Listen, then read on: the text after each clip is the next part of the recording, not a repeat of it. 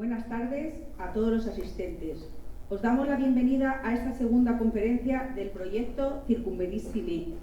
A los clubes de lectura de Mocejón, a su bibliotecaria Inmaculada, presidenta de la Asociación de Bibliotecarios de la provincia de Toledo, a Vito, por el apoyo a este proyecto, al Club de Lectura de Villaluenga, a Pilar y a su alcalde Carlos, a nuestro primer ponente, José Enrique Gil Delgado, que no sé si está o no sé si ha llegado, y con su esposa, a mi extraordinario Club de Lectura, Café con Letras, por su siempre apoyo incondicional, a mis compañeras del Ayuntamiento y a las profesoras y profesores del Colegio San Isidro Labrador, por abrirme las puertas no solo del colegio de los niños, sino también de su corazón. Y cómo no, a mi alcalde, a Tomás, que desde el minuto 1 en el que le presentamos nuestro proyecto, nos acompañó a Gemma y a mí de la mano a presentarlo a las instituciones, las cuales no nos respaldaron en esta bonita locura. Él nos dio ese aliento de pulirlo y continuar, por lo que esta tarde, gracias a él y al Ministerio que nos concedió el primer premio al mejor proyecto de nivel nacional e internacional, se ha cumplido hoy este sueño. Un aplauso para todos.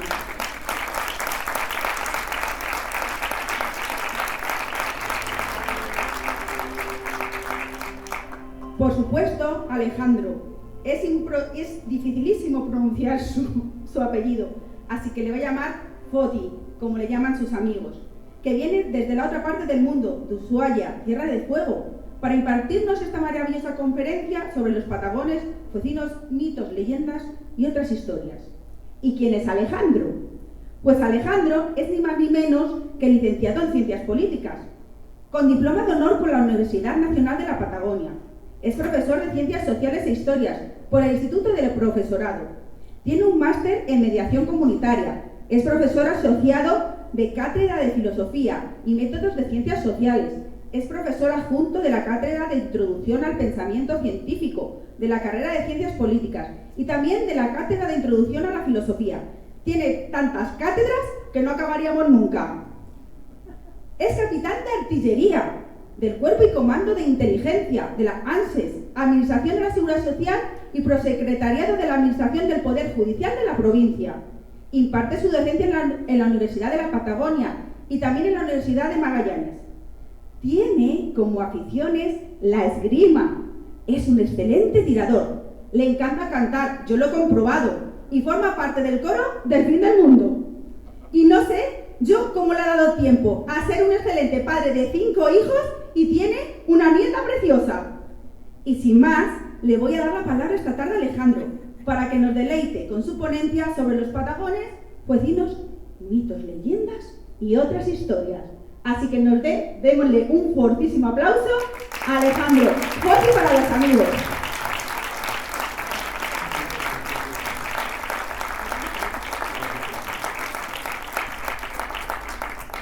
Bueno, muchas gracias, queridos amigos, gracias por estar acá presentes. Les traigo el saludo de mi rector, Daniel Fernández, y del decano de mi instituto, que es el Instituto de Cultura, Sociedad y Estado de la Universidad Nacional de Tierra del Fuego. Originalmente era la Universidad Nacional de la Patagonia y, bueno, sus distintas sedes fueron subdividiéndose, teniendo autonomía, y ahora tenemos hace más de una década, una universidad nacional en Tierra del Fuego. Bueno, vamos a tener una charla, más que una exposición, así que en cualquier momento siéntanse con la absoluta libertad. Hay un micrófono para ustedes también, así que podemos ir conversando de lo que vayamos hablando, ¿no? Para hacerlo un poquito más dinámico. Bien, estamos acá para rendir un gran homenaje a vuestros compatriotas que hace 500 años se aventuraron en la mar océano sin saber con qué se iban a encontrar.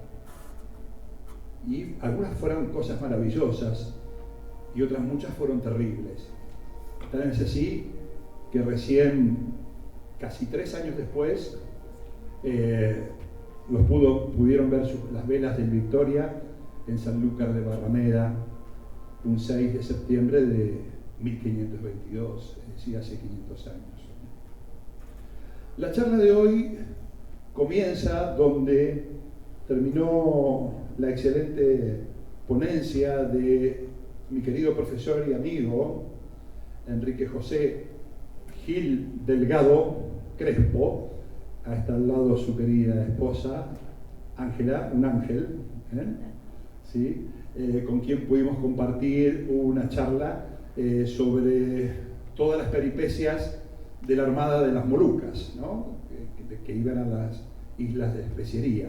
Si nos ponemos brevemente en contexto, podemos decir que estamos al comienzo de la Edad Moderna, que fue la gran era de los descubrimientos, ¿sí? Había caído Constantinopla, la antigua Bizancio, ahora conocida como Estambul, ¿sí? Las rutas de la seda y de los comercios habían quedado interrumpidos, cortados, y Europa necesitaba de las especias y de poder comerciar con el resto del mundo. Entre las dos grandes potencias navales de la época, Portugal y España, a través de la bula de Alejandro VI, Tordesillas, se dividieron el mundo. Pero el control del camino más común estaba en manos del reino vecino de Portugal, y España decidió aventurarse siguiendo el camino del sol hacia el poniente. Bueno, así avanzaron 5 naos, 5 naves. Si quieren ayudarme a recordar los nombres: Santiago, San Antonio, Concepción, Trinidad y la más famosa de todas, la nao Victoria. Victoria se pudo cantar hasta nuestros días, hasta estas horas que hoy vivimos. Victoria. Bien, vamos a ir avanzando algo. Voy a ver cuál es el arriba y cuál es el abajo, ya me voy a dar cuenta. Bien, bueno, ahí está el título. Tenemos en el ángulo superior izquierdo el logo de nuestra querida gente de Hábito, de la Asociación de Bibliotecarios de Toledo. Son como 100 bibliotecas solamente en la provincia de Toledo. Eso habla muy bien de ustedes, habla muy bien de Castilla-La Mancha, habla muy bien de Toledo. Más de 100 bibliotecas. Por algún lado debe estar el logo que quedó más abajo, a ver si se ve un poquito. No, bueno, el logo de mi universidad, y aquí está la referencia a que, bueno, que este es un acto oficial que está subvencionado por el Ministerio de Cultura y Deporte del Reino de España. Bueno, vamos a adentrarnos directamente en el índice. Es un índice cortito, vamos a tocar un par de puntos nada más. Yo me parece que estoy avanzando. No sé si tengo carnet de conducir de este artefacto. Bueno, vamos a empezar con la introducción, ¿no? Que en realidad ya la estamos haciendo. Así que, bueno, teníamos este contexto histórico y hubo unas capitulaciones del rey Carlos V que otorgó a Magallanes la autorización para poder emprender este viaje. En este momento creo que estamos... miren qué bonita esa imagen, ¿no? Las aguas revueltas del estrecho entre acantilados, mares y vientos bravos, como pocos. Y bueno, estamos por acá cerquita de Toledo y yo estoy por aquí. Así que bueno, solamente nos separan unos 12.000 kilómetros. ¿Sí? Bueno, este es un gráfico que lo vimos en su momento ya con detalle, solamente es para marcar, digamos, el recorrido. De esto por ahí lo destacable es que en realidad hubo otra Armada de las Molucas anterior, y que fue la que descubrió el Río de la Plata en 1515-1516, que fue la de Juan de Solís, que le dio el nombre a mi río donde yo nací, en el Río de la Plata, la ciudad de la Santísima Trinidad, puerto de Santa María de los Buenos Aires. Solís. Él ya tenía la intención de llevar adelante esa búsqueda, que se iban a lograr con la expedición de esta nueva armada de las Molucas con destino a las Islas de las Especialías, ¿no?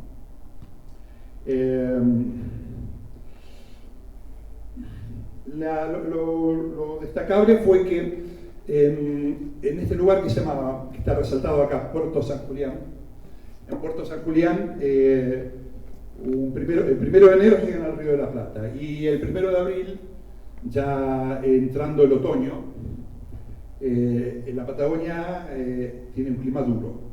La Patagonia argentino-chilena tiene un clima realmente extremo, subantártico, y decidieron hacer un alto en el invierno para poder descansar, ¿sí? Para poder reparar, aunque hubo algunos conflictos que estuvimos hablando en la anterior exposición, la del profesor José Enrique, y bueno, algunos terminaron mal, terminaron por rebeldías, insubordinaciones, motines, terminaron siendo abandonados, ¿no? Pero se produce un encuentro que el cronista Antonio de Pigafetta, un hombre de Vicenzo, de la zona del Véneto, ¿no? De la República Veneciana, al servicio de España, por cierto, que fue el escribano de la expedición. Gracias a él conocemos muchas cosas de todo el mundo.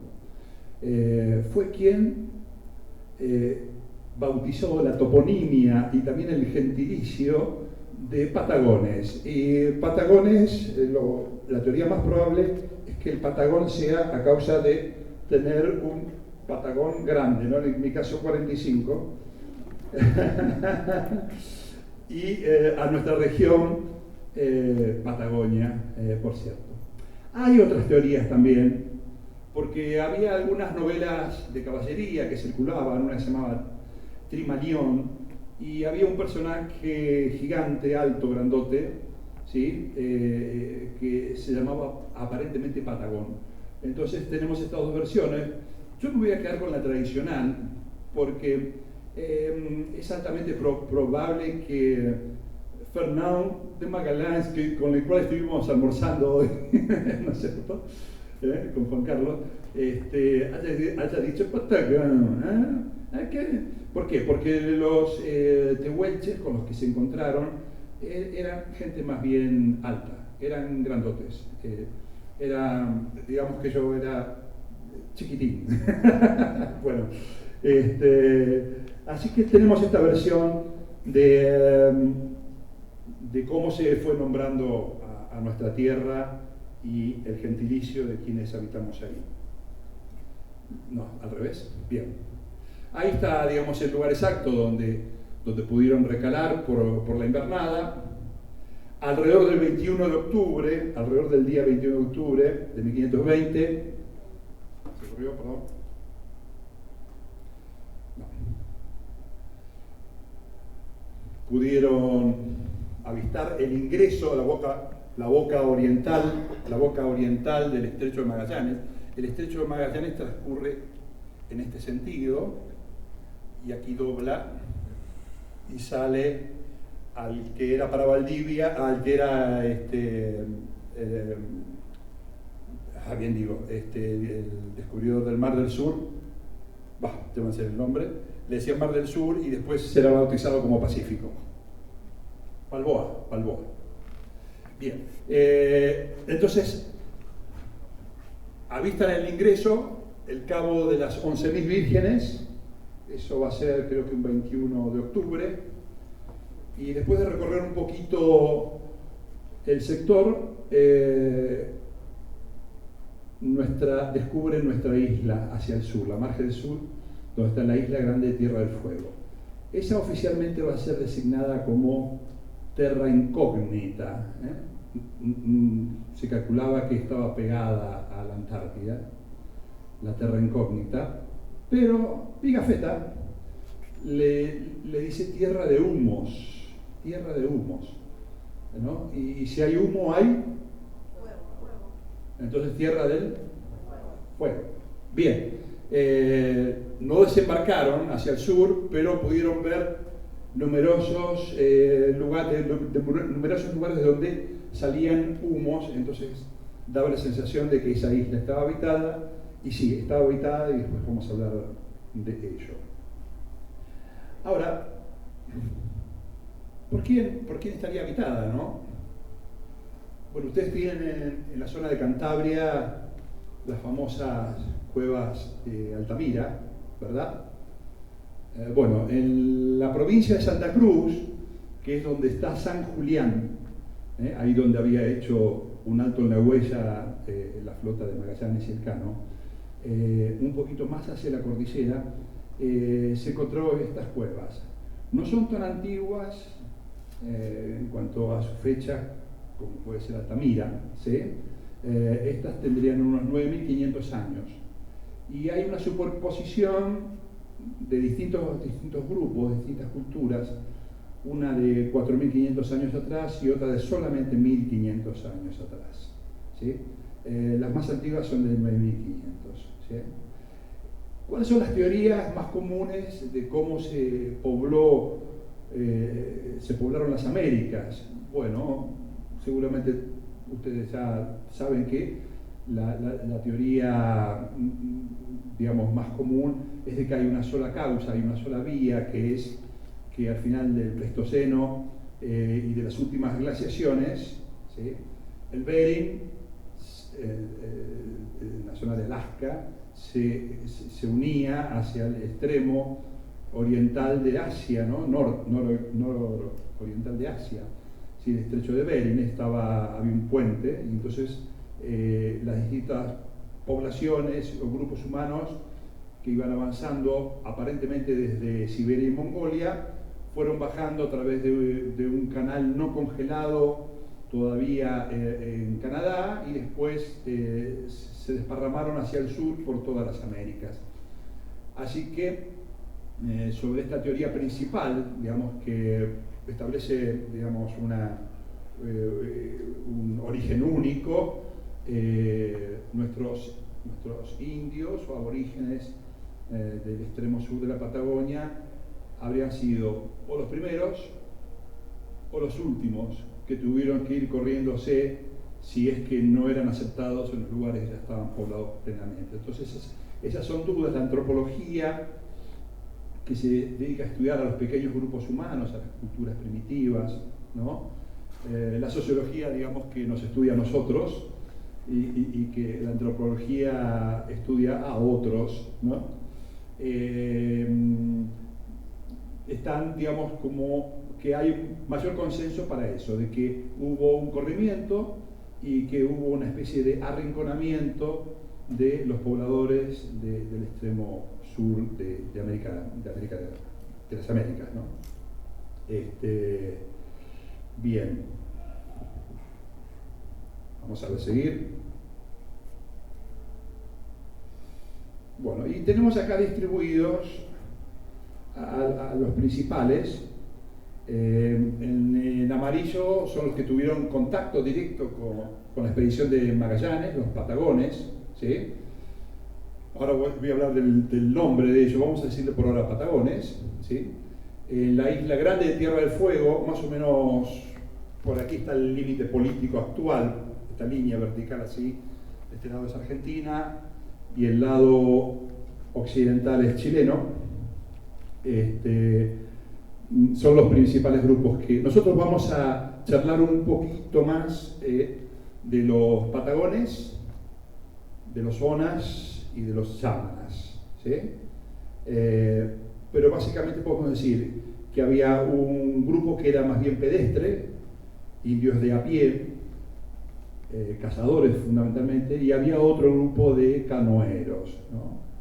Para la palabra canoa, entonces nos queda también desde la época de la expedición de Magallanes, ¿no? Como bien nos decía el profesor Gil Delgado, creo que eran los cariocas que habían dado ese nombre, y es una de las primeras palabras absolutamente extranjeras, o sea que no venían de raíces griegas, romanas o celtas, que se incorporan a nuestro lenguaje común, las canoas, los indios canoeros, ¿sí? Bien, vamos a tratar de caminar con gigantes. ¿Sí? Bueno, esta es una visión que podemos decir un poco exagerada, ¿no? de cómo se veía esta gente. Cabe destacar que en realidad tuvieron un muy buen trato con la expedición de Magallanes. Fue un trato afable, estuvieron invitados a subir a sus barcos, hubo intercambio de regalos, un espejo, pero no para engañar a cambio de nada, sino como un presente de cortesía, que entiendo que el primer espejo se le rompió al pobre Tehuelche y Magallanes pudo encontrar otro espejo, así que estaba re feliz de contar con el primer espejo con el que tenían contacto. El tamaño de los tehuelches, podemos decir que si bien en cierta medida algo de cierto había, eran altos, pero no eran gigantes, porque algunos exploradores, ya no tanto españoles, ¿no? Porque Sarmiento de Gamboa, en 1584, él los describe simplemente como gente grande, no dijo gigantes. Pero hubo también exploradores de otros países, holandeses, franceses, donde incluso daban medidas exactas, ¿no? Hablaban de 3 metros de altura. Y lo que podemos decir es que en promedio los hombres tehuelches o patagones tenían 1,80 m de altura, las mujeres 1,70 m, mientras que los indios canoeros de más al sur, los yámanas, los yaganes, de los que vamos a hablar un poquito ahora, tenían más o menos 1,50 m, 1,40 m, ¿sí? Ahí se notaba un poquito más la diferencia, ¿sí?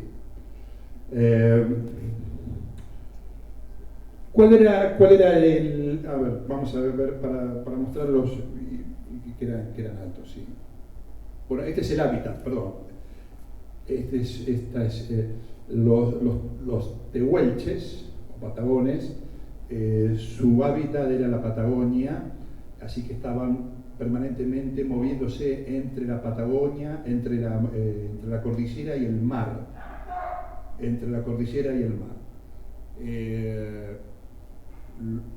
Acá vamos a ver las montañas. Esta es la montaña sagrada de los tehuelches. Se ven volando arriba unos cóndores. Este es el cerro Chaltén, también conocido como Fitzroy, ¿sí? Y ahora vamos a contar una historia de este cerro. El nombre. Bueno, esta es la zona de la costa, muy acantilada, muy abrupta. Ahí vemos una colonia de lobos marinos o elefantes marinos, que eran muy habituales y los pingüinos también en las costas patagónicas del sur. Bien, vamos al nombre. Patagones, entonces ya vimos cómo fueron bautizados por la expedición de Magallanes. Bien, el segundo nombre que aparece ahí es Tehuelche, y habrán escuchado que ya repetí varias veces Tehuelche porque es muy común que se les diga Tehuelche, pero Tehuelche no está en su propio idioma. Tehuelche está en el Mapudungún. El Mapudungún es el idioma de los araucanos, hoy conocidos también como mapuches. O sea, eran vecinos y enemigos a la vez del otro lado de la cordillera y mucho más al norte, y los nombraban a ellos como tehuelches. Y en el idioma Mapudungún, tehuelche quiere decir gente brava, ¿sí? Bien. En cambio, ellos a sí mismos, ¿cómo se llamaban?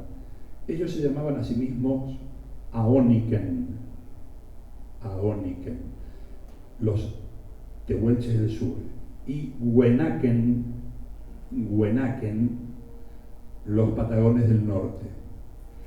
Forman parte de un mismo grupo, el grupo de los pámpidos, que estaban desde las costas del Río de la Plata hasta la orilla norte del Estrecho de Magallanes, de la Patagonia, de la cordillera de los Andes hacia el Atlántico. Ese era el hábitat de los patagones, tehuelches o aoniken.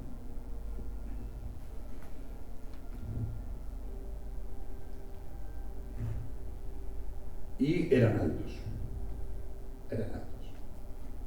Así que ahí tenemos tres, aunque no se note, esos hombres están alrededor del 1,80 m hacia el 1,90 m. Y este que, por suerte, le sacaron fotos alrededor de 1920, antes de 1930, vivía en Copacho, vivía en la ciudad de Punta Arenas, sobre el estrecho de Magallanes, en la República de Chile. Copacho llegaba a los 2 metros de altura. ¿Sí? Era muy alto, Copacho. ¿Sí? Se ve que hizo como hacía yo era hijo único y mi madre me dijo que tenía que tomar la sopa, que si no tomaba la sopa no iba a crecer, y yo era un niño obediente, tomé la sopa y crecí. Bueno, se ve que con Pacho también. Y tomé muchas sopas acá en Castilla hasta ahora. Bueno, acá van a ver un cacique tehuelche, y lo ven parado junto a varios criollos, Esto es, seguramente debe ser alrededor del año 1880, ¿no? ¿Sí? Y ahí lo tenemos a este cacique, y se ve que hay un niño que también está ahí. Acá un gaucho tomando mate, ¿sí?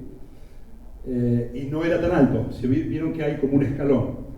Bueno, también lo que pasa es que esos en particular eran tehuelches del norte, eran huenaken en realidad, y los huenaques se mestizaron mucho con los mapuches, porque conformaron, después de ser derrotados por los araucanos, por los mapuches, conformaron una federación indígena, ¿sí? Entonces acá también este tema de la altura es probable que sea por el mestizaje. Bueno, la economía y la vida de los tehuelches giraba alrededor de un animal, del guanaco, y esto ya lo cuenta Pigafetta en sus crónicas, o sea que eso lo sabemos hace mucho tiempo, y así es cierto. El guanaco les ofrecía a ellos todo: vivienda, comida, ropa y utensilios con los huesos. O sea, aprovechaban absolutamente todo lo que podían del guanaco. Cazaban o comían otros animales también, pero el fundamental, sin lugar a duda, era el guanaco. Entonces, era gente que tenía acceso a proteínas importantes, ¿sí? La debilidad nuestra en la Patagonia y en Tierra del Fuego son los vegetales, ¿sí? Los vegetales ahí estamos más complicados, ¿sí? Pero en cuanto a proteínas, no, porque de acuerdo a las temporadas se movían de este a oeste, siguiendo las manadas de guanacos, y cuando llegaban a la costa también se alimentaban de frutos del mar, ¿sí? No tanto como los canoeros del sur, pero también. Y ahí aprovechaban y contaban algunas leyendas. Así que vamos a charlar un poquito y vamos a ver si a ustedes les resulta algunas cuestiones de estas que vamos a charlar algo familiar en algún punto. Elal, la leyenda de Elal. Es una leyenda clásica, escuchada de ellos mismos. Ustedes saben que para el año de 1920 en Argentina, por una orden presidencial, en ese momento el presidente se llamaba Marcelo Torcuato de Alvear, casado con una famosa cantante lírica italiana, lo cual era escandaloso para la sociedad de aquel entonces. Había dado la orden a todos los colegios del país, y había muchísimos, que los docentes tenían que salir a registrar con los medios que pudiesen todas las historias, todas las leyendas, todos los nombres, e incluso ya teníamos fotografiar.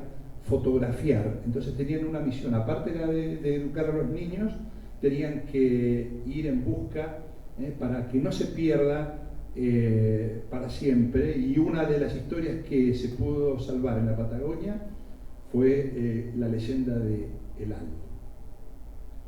¿Quién es El Al?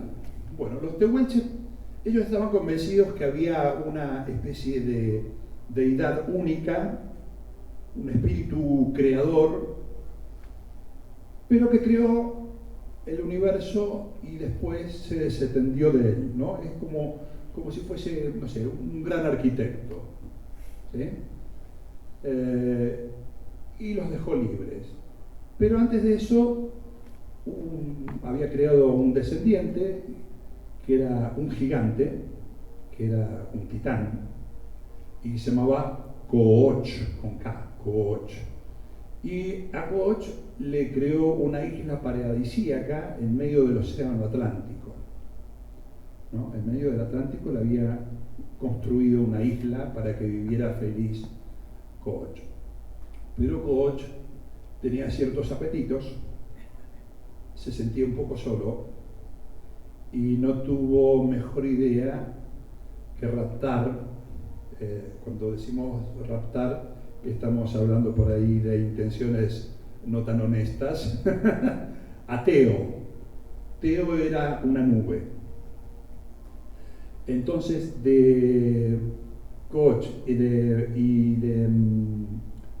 del titán y de Teo van a ser un hijo que se llama El Al. Las pitonillas, las machis de esta cultura, le cuentan que le advierten, le adelantan que su hijo va a ser más poderoso que él. Entonces a él no se le ocurre mejor idea que intentar comerse a su hijo, tragárselo. Pero hay dos versiones, una que es un cisne y otra que es una mujer rata, pero habiendo mujeres acá, vamos a elegir el cisne. Me parece que por mi salud pública va a ser mejor que me quede con la versión del cisne y no la de la mujer rata. Bueno, los hermanos de la nube Teo, enojados por este rapto y posterior violación, se enojaron mucho con el papá del Al, y no solo lograron salvar a través del cisne a su hijo, sino que con grandes cataclismos destruyeron la isla por completo. Montado en un cisne y siguiendo el camino del sol, se alejó hacia el poniente, El Al montado en este pájaro gigante, y lo va a depositar en esa montaña que les mostré primero, la montaña el Chaltén, y a partir de ahí El Al queda solo en silencio durante 3 días y 3 noches meditando para saber qué iba a ser de su vida. Ya no tenía isla, no tenía padre, no tenía madre y estaba solo. Sintiéndose muy solo, El Al, el joven El Al, decide hacer unas estatuillas de arcilla, ¿sí? De cerámica, ¿no? Como las de Talavera de la Reina o de algún lugar por aquí cercano. Hoy estuvimos viendo unas cerámicas hermosísimas acá mismo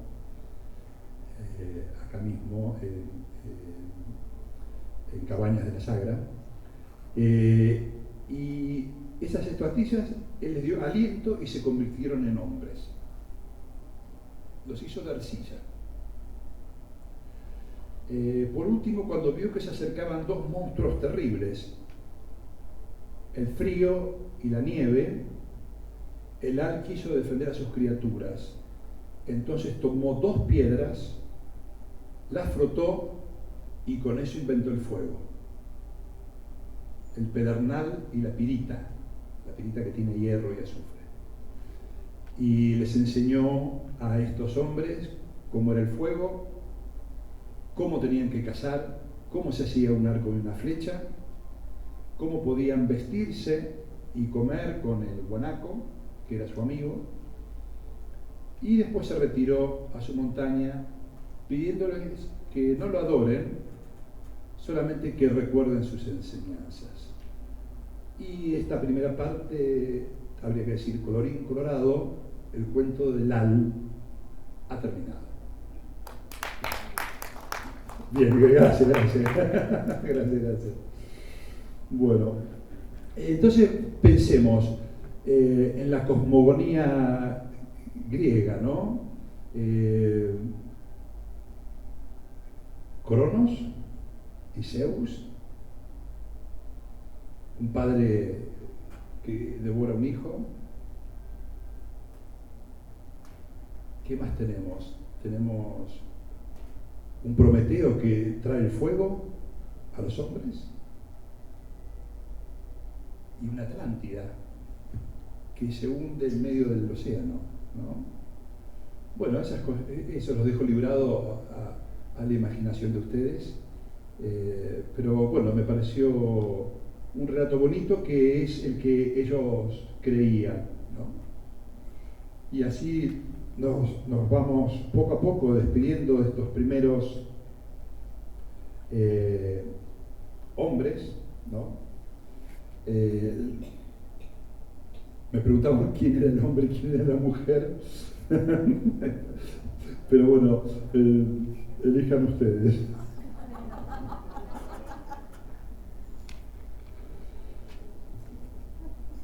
Ahora nos vamos para mi tierra. Al revés. A la tierra de humos. Bueno, nuestros bosques son así. Los bosques de lengas, de ñires, de coigües, fundamentalmente de lengas, ¿sí? A veces tienen un aspecto oscuro, lúgubre, tenebroso, ¿sí? Las neblinas en invierno o en otoño, mucha nieve, a veces mucho viento, frío siempre. Es como que tenemos dos inviernos. Un invierno donde cae más nieve y un invierno donde cae menos nieve. Y bueno, sí, más de una Navidad hemos pasado también con nieve, pero bueno, uno se acostumbra. Se acostumbra porque en realidad las temperaturas en nuestra zona no son tan pronunciadas como deberían serlo por la latitud. ¿Por qué? Porque estamos rodeados de grandes masas oceánicas, entonces el clima se atempera un poco, no hay tanta amplitud térmica. Es decir, si quisiésemos hacer whisky, vamos a tener que estar varios años con la bebida en el tonel porque no hay tanta diferencia de temperatura, ¿no? Los norteamericanos lo hacen en 3 años ahí en Kentucky. Bueno, tierra de humos, ya dijimos de dónde viene el nombre, es una derivación de tierra del fuego, de tierra de humos. Y ahí nos encontramos con varios pueblos que vivían ahí. Los Shalknam, Onas. Ona es en idioma yagán, de los indios canoeros del sur. Onas quiere decir hombre del norte, normandos, hombres del norte, viene a ser, ¿sí? Onas. Ahora, cuando el padre de Agostini y otros investigadores, Businde, Am Chapman, los Lorenz, los Brice, que investigaron mucho a nuestros indios, les preguntaron qué quería decir Selknam en el idioma de ellos. Y esto que estoy hablando también está tomado entre 1860 y 1920. Después ya es muy difícil poder acceder a fuentes directas confiables. Todo lo que hablamos son mediaciones, hablamos por boca de ganso, como estoy hablando yo ahora, no con los que tuvieron contacto directo con ellos. Hay que tener en cuenta algunas cuestiones, ¿no? Uno de los métodos de investigación en el marco de las ciencias sociales es la observación participante, ¿no? Es decir, un hombre moderno europeo que se acerca, que pide participar de las ceremonias, que pide escuchar sus leyendas, sus cuentos, sus canciones, y entonces se puede dar cierta modificación de que sea algo for export para el que está escuchando, para el observador. O sea, hay que tener en cuenta que no sabemos hasta qué punto van a compartir realmente sus verdaderos secretos con nosotros, por mucha confianza que le pueden haber despertado algunos interlocutores, especialmente aquellos que se comportaron de manera bondadosa y generosa con ellos, ¿sí? Pero bueno, los Selknam aseguran que Selknam quiere decir hijos de los brazos. ¿Cómo hijo de los brazos? Sí, hijo de los brazos. ¿De qué brazos estamos hablando? Bueno, pues estamos hablando de los brazos que nos unían al continente.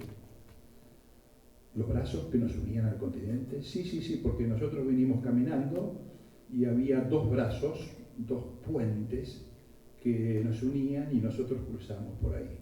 Y nosotros somos los hijos de los que vinieron por ahí. Para la gente de ese momento, estamos hablando, ya les digo, entre 1860, y si hablamos de Charles Darwin, estamos hablando de 1836, ¿no? Hasta las últimas investigaciones casi en directo que terminaron para la década de 1920, no tenía mucho sentido, pero la geología nos dice hoy de que el estrecho de Magallanes y el canal de Beagle eran valles glaciarios y que estaban totalmente unidos al continente, y que lo último que quedaron fueron lo que hoy se conoce como primera angostura y segunda angostura, donde el ancho máximo es de entre 4 a 6 kilómetros, nada más, de una orilla a la otra, pero que en los momentos de las glaciaciones esos tramos estaban unidos. Entonces, realmente uno no tiene más que maravillarse que la tradición oral de estas personas, de estos hombres, de estas mujeres, de estos niños, haya tenido un cierto grado de precisión. Una tradición oral milenaria pudo ser conservada, aparentemente. Y esto es con los Selknam. Ellos vivían, vamos a ampliar ahora a Tierra del Fuego, bien. Ellos vivían en la zona que está marcada con un color amarillo verdoso, ¿sí? Los Selknam, ¿sí? Son territorios de bosques bajos, de parques. La zona de la costa es más bien pelada, es como tundra, pero hacia el sur y hacia el oeste hay bosques, ¿sí? A su territorio lo dividían, si bien eran nómades, a su territorio lo dividían en Harwen, en territorios que respetaban bastante, salvo cuando venía la época de que sus jóvenes estaban en edad casadera. Tanto los tehuelches, patagones, tehuelches, como los Selknam, Onas, eran extremadamente estrictos con la exogamia, absolutamente estrictos.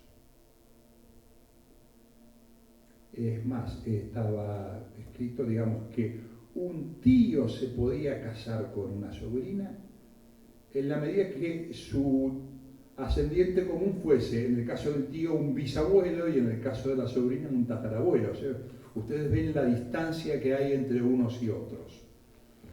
Entonces, los intercambios entre ellos, los grupos eran realmente grupos pequeños, grupos familiares, que se juntaban en estas dos ocasiones. La primera, los casamientos, y la segunda, cuando quedaba varada una ballena, porque con nuestros fríos las carnes se conservan bastante bien. El agua que tenemos en la zona es bastante ácida, no es alcalina, se reduce la posibilidad de la multiplicación de bacterias, por eso es que tenemos suelo de turba. ¿Qué cosa es la turba? La turba es un suelo esponjoso que está hecho fundamentalmente de gramíneas, ¿no? De distintos pastos que se van superponiendo y que nunca terminan del todo de descomponerse por la acidez del agua y por la temperatura de nuestro clima, que es baja. Es un terreno que actúa como si fuese una esponja, es decir, cuando uno va caminando se hunde y se levanta, ¿no? Es como caminar en un trampolín, ¿no? Es una rebota, es muy lindo pisarlo. Si esto que es a futuro y con muchos millones de años y mucha presión, se convertiría en carbón, ¿sí? Lo que se hace actualmente, en Tierra del Fuego no tanto, sí en las Malvinas todavía, los cortan en panes, los colocan sobre bastidores, los dejan secar, escurrir y después se usa como carbón. Bueno, pero vayamos al tema del territorio de los ONAS. Los ONAS tenían una división del trabajo por sexos. Para ellos era muy importante la cacería, así que los hombres se dedicaban fundamentalmente a la cacería y las mujeres se encargaban de todo lo demás, que era bastante. Porque cuando los campamentos se movían, quienes armaban, desarmaban y transportaban el campamento eran las mujeres. ¿Qué pasaba? En el caso de los Selknam, creo que es interesante. Bueno, ahí vamos a pasar algunas imágenes para ir avanzando, mapa al revés. Bueno, estas eran sus cabañas. Ustedes vieron antes los toldos de guanaco, ¿no? Que parecen los toldos de unos tuareg, de unos beduinos, ¿no? En cambio en los ONAS, como ustedes tienen acceso a bosques, a maderas, las hacían de manera cónica, con troncos, quedaba obviamente arriba medio abierto para que pudiese salir el humo de la vivienda, ¿sí? Y bueno, ahí ven la nieve, como estaba rodeando este pequeño bosque. Y usaban una cabaña así muy grande para hacer una ceremonia, que ahora vamos a hablar de esa ceremonia. No había organización política, visible por lo menos. Estaban los shoones, que eran los médicos brujos, pero no tenían autoridad política, sino que la pequeña comunidad se manejaba con los más antiguos, con los más viejos, nada más. Lo que sí había, y esto es el tema interesante, es la creencia de los ONAS de que en un pasado remoto los hombres habían sufrido terriblemente el poder de las mujeres, el matriarcado, ¿sí? Entonces, para evitar volver al matriarcado, había una ceremonia, un rito, que es el rito del Jaim.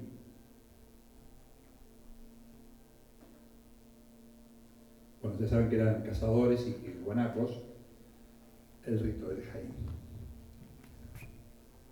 Bueno, no sé si hay niños acá, pero bueno, ahí también.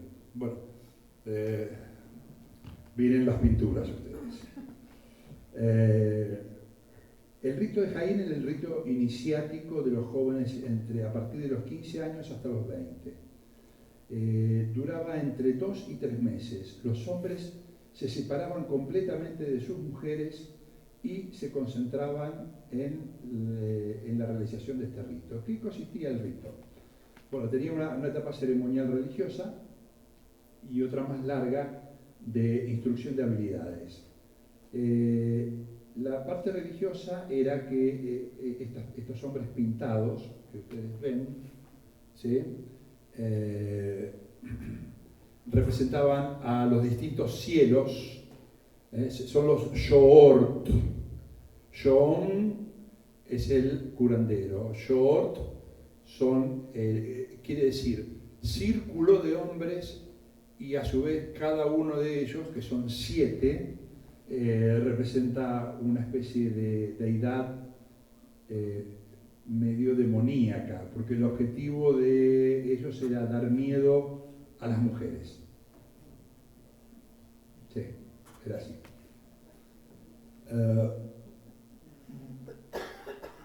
Bueno, el joven era de alguna manera exigido para soportar el dolor, el cansancio, el sueño. Se levantaba muy temprano en la mañana, se acostaba muy tarde a la tarde, y durante ese largo periodo recibía instrucciones: cómo hacer el fuego, cómo construir su arco, cómo acechar una presa, cómo distinguir un rastro. Era una enseñanza intensiva que duraba, como yo les digo, entre 2 y 3 meses.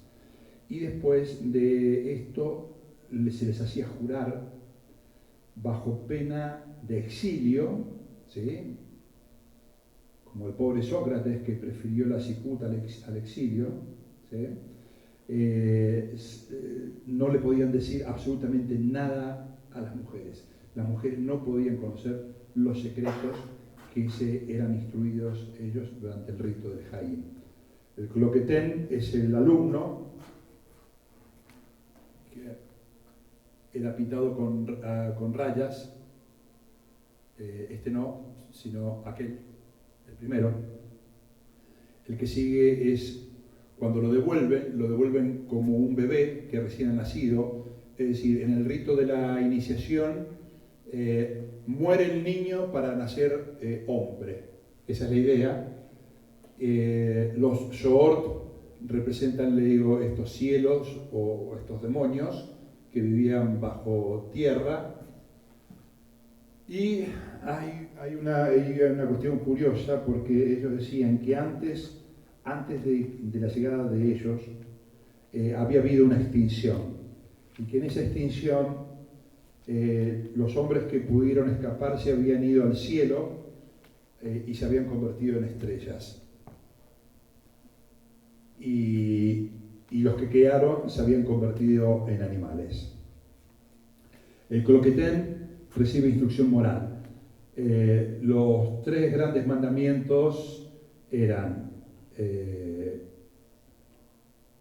no violar a otra mujer que no sea la propia, no robar y respetar a los ancianos.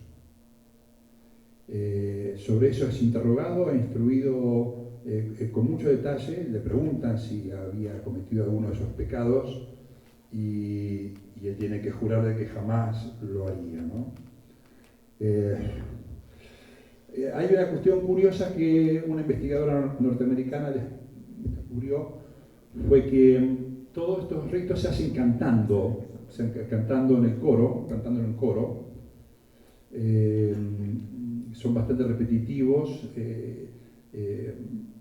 Es un jo, jo, jo.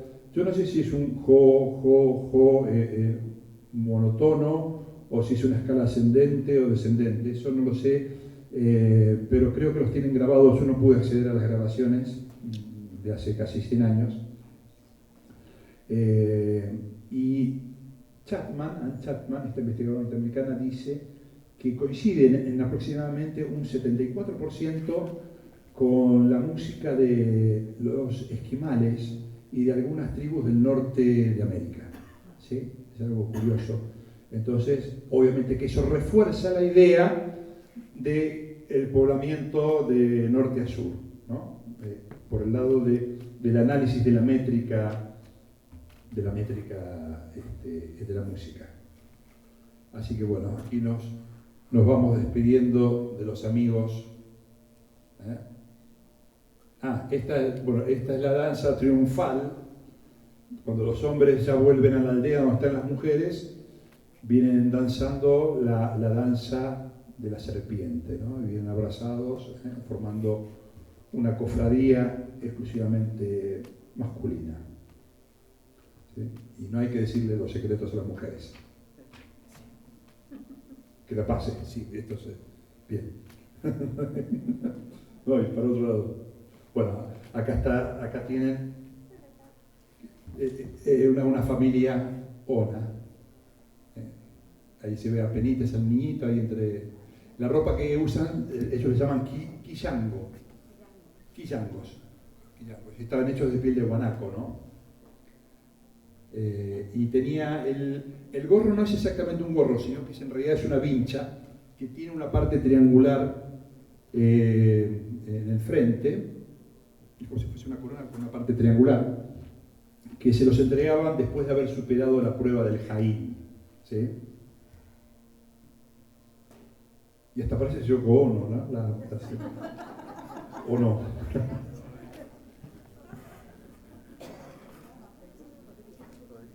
Podría ser, ¿no?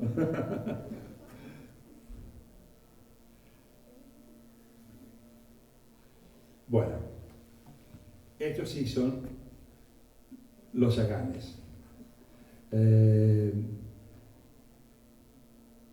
Yagán en lengua yagán quiere decir hombre. Y también cuando se usa el término chamanas, es porque ellos a su hábitat, a su lugar de donde tenían principal asiento, aunque eran realmente nómades canoeros, les llamaban Shama Shaga a su lugar. Shama Shaga, Shamana. Bien. Hubo un grupo de investigadores japoneses que después de haber hecho determinados estudios de ADN, antropométricos, etcétera, etcétera, dicen que están convencidos que son comunidades que son de origen japonés, ¿no? Porque, bueno, los investigadores eran japoneses. De las Islas Kuriles ellos decían eso, pero es complicado dar una certeza cuando todavía las dataciones de los restos varían a veces en miles de años y permanentemente estamos descubriendo que todo parece ser que es más antiguo de lo que hasta hace pocos años creíamos. Dentro de las teorías de origen múltiple, o sea, distintas a aquellas que hablábamos de Bering, del norte hacia el sur, hay algunos que sostienen que las Américas también fueron pobladas por polinesios, lo cual los habitantes de la isla de Pascua podría ser un indicio. Hay unos europeos que navegaron en el Kon-Tiki, una balsa hecha al estilo de los barquitos que hay de juncos en el lago Titicaca entre Bolivia y Perú, y que lograron llegar de un lado al otro en esa balsa. Y hay otras teorías que dicen que la edad glaciar también comunicaba Australia, Nueva Zelanda y toda la península antártica al sur del continente americano, como una otra posible vía de ingreso, ¿no? Las últimas dos glaciaciones son una alrededor de los 12.000, 13.000 años atrás y otra de 40.000 años atrás. Con lo cual, humanos había ya sobre la Tierra, pero vaya a saber. Bueno, acá están los yámanas. Ellos y estos están bastante vestidos. Era un poco como la desnudez heroica de los griegos clásicos. Ellos usaban poca ropa o ninguna. Y parece un contrasentido porque están en la zona más fría. Apenas una capa y apenas unos taparrabos, nada más. Una capita corta y un taparrabo, y nada más. Y a veces totalmente desnudos.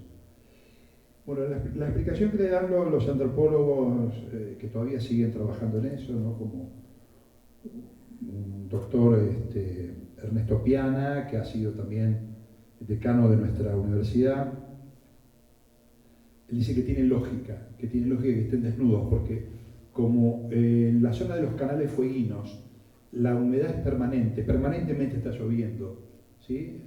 Es mucho peor que Londres, ¿sí? O está nevando, y aparte como su medio de vida era fundamentalmente comer mejillones, cholgas y otros bivalvos, ¿no? y algunos cangrejos. ¿Está abajo? Bien. No quiero pasarme. Ya me pasé. Bueno, no quiero pasarme, me pasé. Bueno, entonces, estaban desnudos, porque si no estarían siempre con las ropas mojadas. Y si estaban con las ropas mojadas, era más fácil que se enfermase. Entonces era mejor estar desnudo, acostumbrarse al frío, generar una resistencia al frío, y usaban para untarse grasas de foca, grasas de animales marinos. El lugar donde vivían es muy bonito, porque yo vivo por ahí, por eso digo que es bonito. Sus chozas eran, fíjese, de ramas y achaparradas, en forma como de iglú, distintas a esas cónicas que vimos de madera y distintas a los toldos de los tehuelches. La exogamia entre ellos era más débil. Su hábitat, en realidad, propiamente dicho, es la canoa. Y en la canoa llevaban fuego. Las mujeres tenían también responsabilidades. Era la de mantener el fuego, siempre prendido. Era la de remar. Las remeras eran mujeres, no eran los hombres. ¿Sí? ¿Y qué más hacían? Bueno, solamente tenían que cuidar a los niños, recolectar los frutos del mar y algunas vallas silvestres que teníamos. No tenían por qué quejarse. Bueno, el fuego en la canoa era de corteza. Ahora vamos a ver cómo se hacía la canoa rápidamente. Bueno, esta es una obra de arte, es el arpón Chagall. Gente muy primitiva, están en el Paleolítico, ¿sí? Apenas usan piedras, pero esta es una obra de arte porque ustedes ven enrollado la cuerda que hacían de cuero, que llegaba hasta el centro del mango del arpón. Esta sería la punta del arpón. Y cuando lograban clavarlo, por ejemplo, en un lobo marino, se desenrollaba, quedaba libre y atada en el centro del asta del arpón, con lo cual se iba frenando, enredándose en las algas. Nosotros le decimos cachillullos a las algas, y entonces el animal ya herido, con pérdida de sangre y ralentizado, ¿no?, en su vida, ahí era cuando lo cazaban, ¿sí? O sea que tenían. Y después la otra cuestión tecnológica, que era muy, muy breve.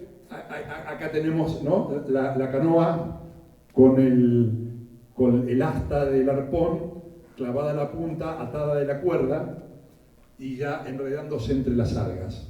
Arriba vemos la canoa con el fueguito. En el fondo de la canoa usaban arena mojada, y arriba de la arena mojada piedras, cosa de que el fuego no hiciese un agujero en la canoa. Se subían con una espátula hecha de hueso de ballena, que también varaban mucho las ballenas.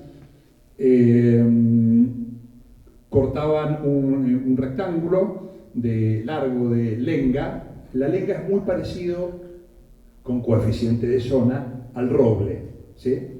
Pero es un pariente lejano del roble. La mojaban, le daban forma, la secaban al fuego, se endurecía y ahí tenían sus resistentes canoas.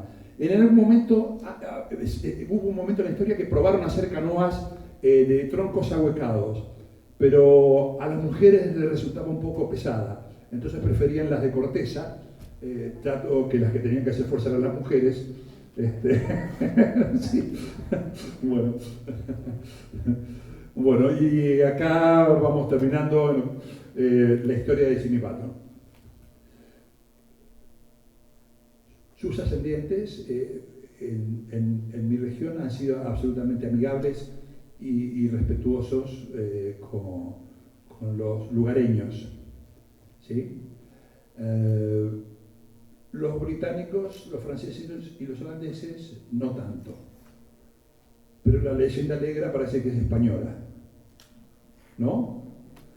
Bien, bueno, el capitán Fitzroy que en uno de sus viajes también llegó a Charles Darwin, habiendo recalado frente a una de las islas, en el Canal Beagle, bajó un pequeño equipo para explorar y buscar agua potable, y resulta que los yaganes le robaron el bote, porque ellos vieron este bote. Bueno, la cuestión es que no se sabe si eran estos pobrecitos o no, pero había 4 indiecitos, 3 varones y una mujer era una niña de 9 años, fue Gia Basket. Los varones eran Jimmy Button, York Minks y Memory Boat, en memoria del bote.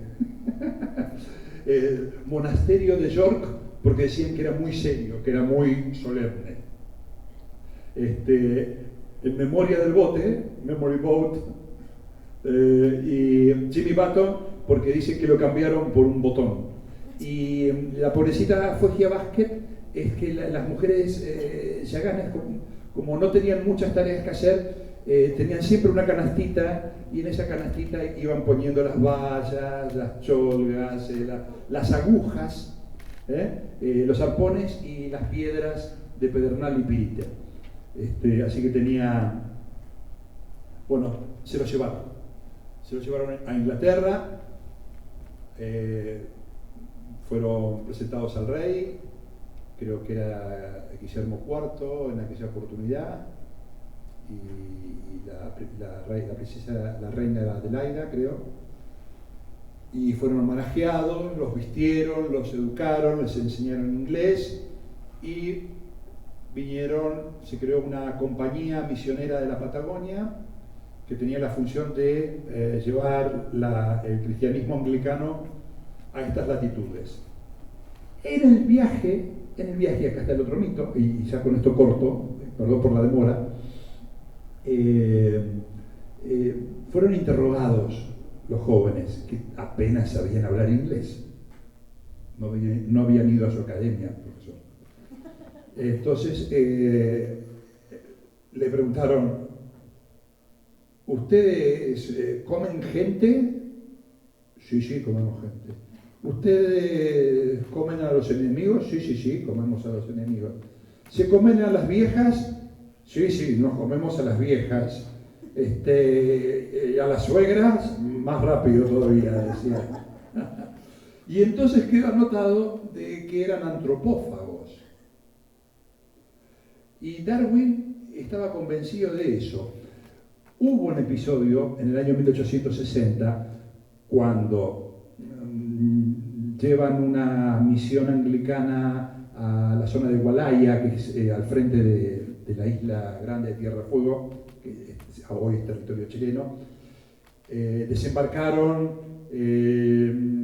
tuvieron una discusión por las pertenencias, los querían robar, digamos, como suelen hacer ahora con los turistas, cuando van los turistas europeos y los quieren robar algo.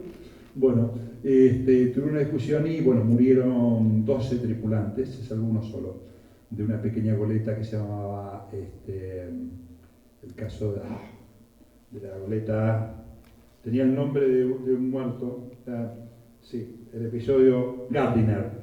Gardiner fue un pastor que murió de hambre porque no sabía cómo sobrevivir en esa zona, no sabía qué comer. Bueno, este barco Gardiner sufrió el ataque de los sámanas, y como no les entregaron los cadáveres, quedó el mito de que eran antropófagos. Pero está bastante probado de que ellos eran muy estrictos en su comida y jamás comían ni zorros ni buitres, porque los consideraban animales asquerosos que comían carroña y que podían comer cadáveres. Entonces estaba fuera de su dieta.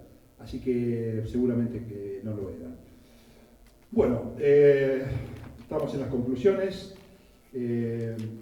Perdón que por ahí me demoré en otras cosas. Esta es la cara de estas gentes, de los sámanas. Como les dije, ellos no tenían la exogamia como un mandato escrito, ni el incesto. Y este era su lugar de vida, la canoa, fundamentalmente la canoa. Bueno, Como diría Platón en la Apología de Sócrates, es tarde, las sombras se alargan, es hora de partir. Ustedes a vivir. No, yo no voy a decir yo a morir porque eso lo dijo Sócrates. Bueno, muchas gracias. Quedo abierto a algún comentario. Tenemos en presencia de aquí del grupo, además de toda la gente tan querida como Tomás, Celeste, Gema, tenemos a Pedro y a Inmaculada y mi querido profesor José Enrique y su esposa Ángel. También tengo una compatriota descendiente de los tobas, de los indios tobas, que son grupos guaraníticos, ¿no? De la zona de lo que es nuestra zona del Chaco, porque el Chaco, la zona chaqueña está entre Paraguay, Bolivia y el norte de Argentina. No solamente la provincia del Chaco, sino el norte de Santiago del Estero, que es la provincia de mi madre, que fue la primera ciudad que se fundó y que sobrevivió en Argentina, fundada en el año 1553, y a que Felipe II lo dijo la muy noble y leal Santiago del Estero, ¿sí? Así que un homenaje para ti, querida Cristina. Así que, bueno, muchísimas gracias.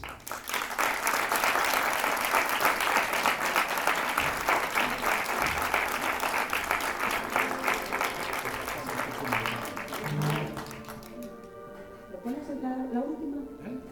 Esa foto que acaba en las conclusiones es el Estrecho de Magallanes. Bueno, muchas gracias Alejandro por esta ponencia, muchas gracias a todos los asistentes. Me decían por ahí que los guanacos, normalmente aquí la gente no conoce lo que es un guanaco. Tengo un niño del colegio que a lo mejor lo puede explicar qué es un guanaco. Pablo, ¿te atreves a decirnos lo que es un guanaco? ¿O a quién se parece? ¿Que lo hemos dicho en el cole? ¿O lo tiene que decir mejor él? No, que venga, que venga. Nos hicimos unas caretas. Ah, las caretas de los guanacos, ven aquí. Es que en carnaval nos disfrazamos de pingüinos de Magallanes y de guanacos. Entonces, ya que ha venido porque le interesaba mucho, ¿cómo eran los guanacos? ¿A quién se parecen los guanacos? Se parecían A ver, ¿a qué se parecen los guanacos, Pablo? Pues se parecen a una especie de burro. Sí, es que para ellos... Ponle... Eso de aquí. Eso mismo. Una especie de burro que es como un camello. Muy bien. Sin joroba. Sin joroba. Sin joroba. Un aplauso para Pablo. De verdad que es como una especie de camello sin joroba. Burro porque tiene unas orejas que parecen de burro, es verdad. Muchas gracias, Pablo. ¿Alguna pregunta más? ¿Os han gustado las leyendas que nos ha contado Alejandro? Espera, Alejandro, que tenemos una cosa para ti.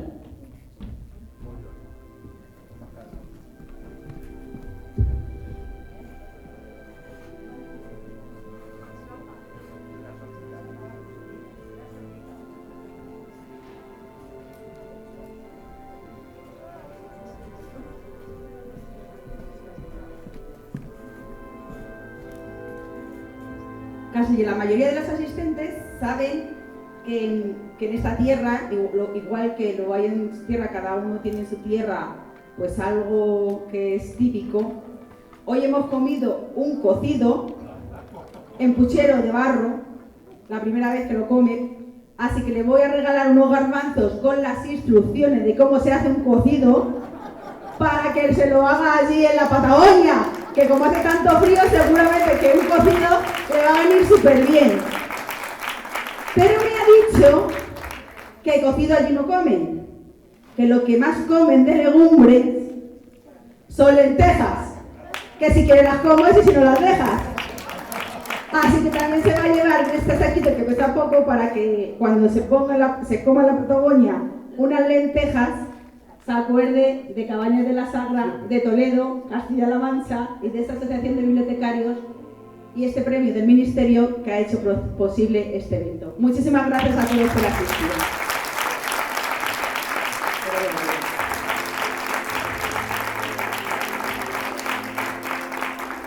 José Enrique, levántate José Enrique, ha llegado tarde, sube José Enrique, fue el primer ponente de estas conferencias que vamos a llevar a lo largo de estos meses sobre el Estrecho de Magallanes.